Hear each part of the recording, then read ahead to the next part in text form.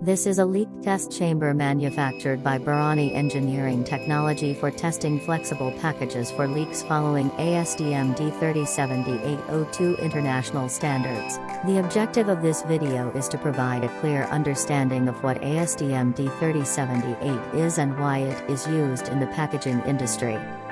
Highlight the significance of leak detection in maintaining product integrity. The equipment needed for the test.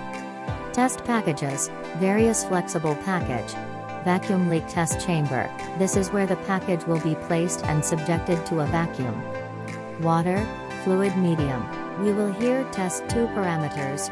1. Point of total failure. 2.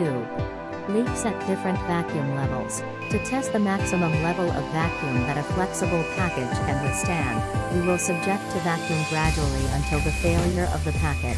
Multiple tests will indeed provide more reliable results when evaluating the integrity of flexible packaging.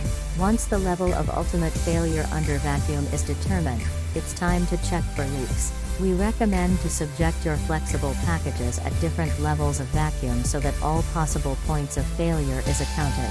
There may be leaks at different vacuum levels, such as -100 millibar or -200 millibar. To ensure thorough testing, hold the package at each vacuum level for at least 30 seconds. If no leaks are detected at a given level, increase the vacuum to the next level and repeat the process.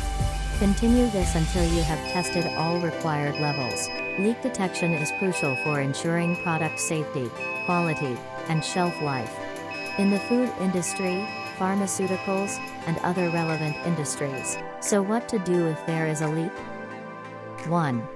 Check plastic quality. 2. Adjust temperature. 3. Perform maintenance of sealing jaws. 4. Clean jaws for dust particles. Leak-free packaging is essential to ensure the safety of the products inside.